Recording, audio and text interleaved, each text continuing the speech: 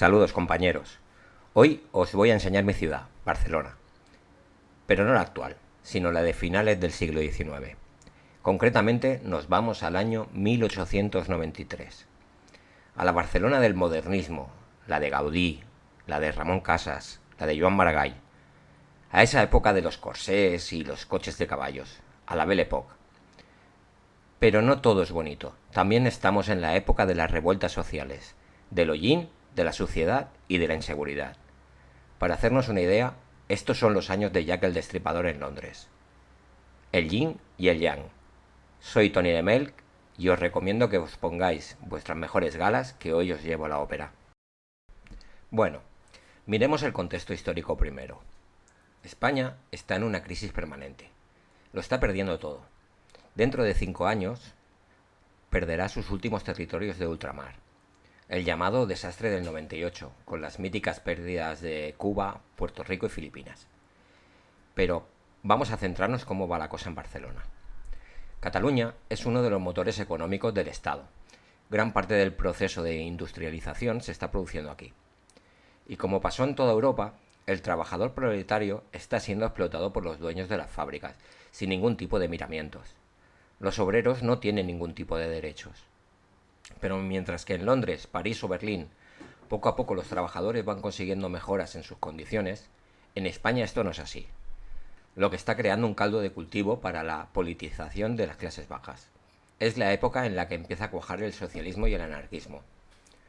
Entre las clases trabajadoras catalanas, el anarquismo es el más fuerte con bastante diferencia, y esto durará hasta el final de la Guerra Civil en 1939. Veamos un poco qué es lo que quiere el anarquismo.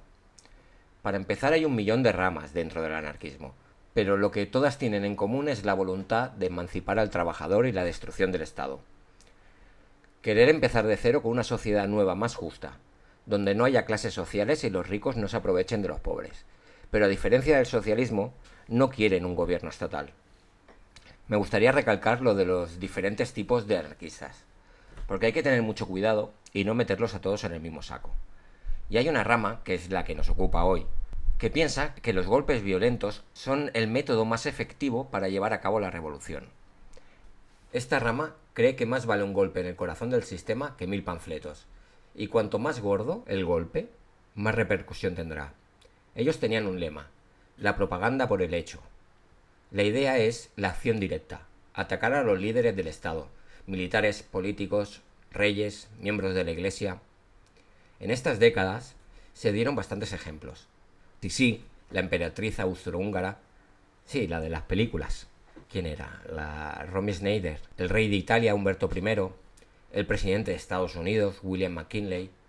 En España, 2 presidentes del gobierno, Cánovas del Castillo y Canalejas. Todos ellos murieron en atentados anarquistas. Estos golpes normalmente eran perpetrados por lobos solitarios. Habitualmente se dejaban atrapar, o a veces incluso se suicidaban en el momento.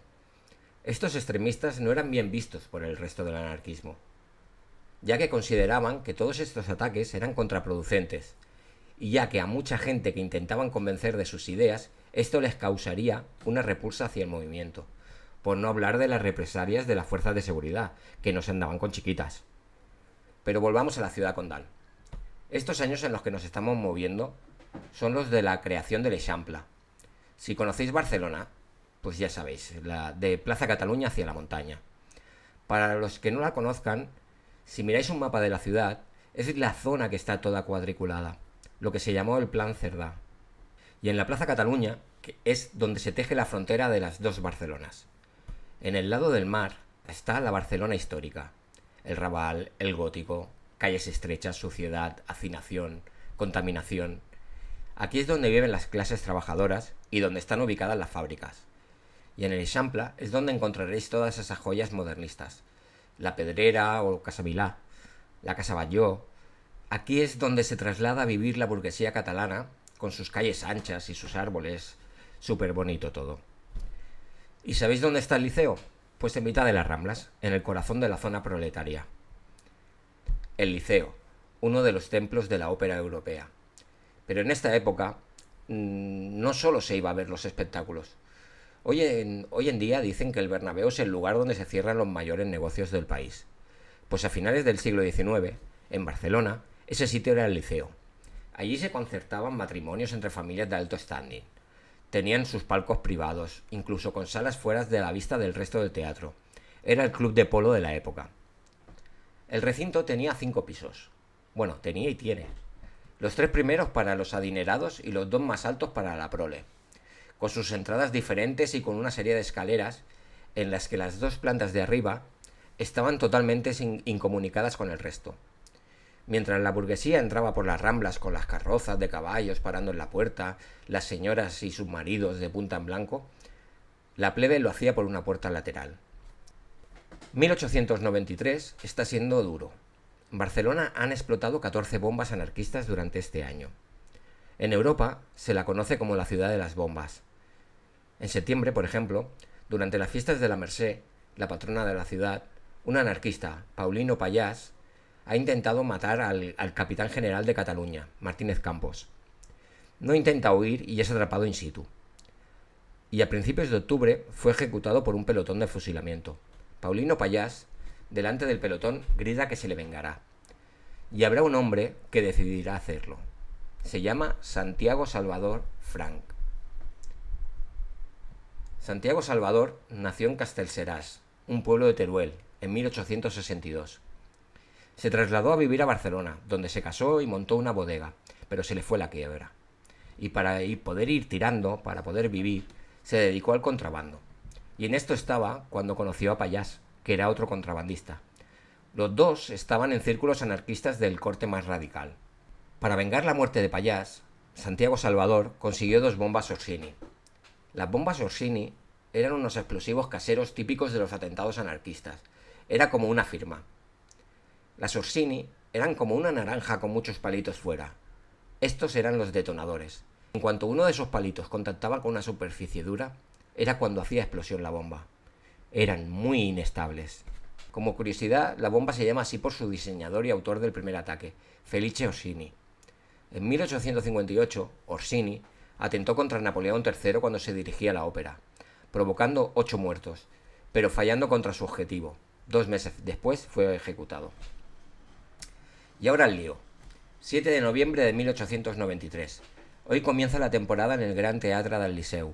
Se representa Guillermo Tell, de Rossini, que por cierto era la misma obra a la que se dirigía Napoleón III cuando fue su atentado.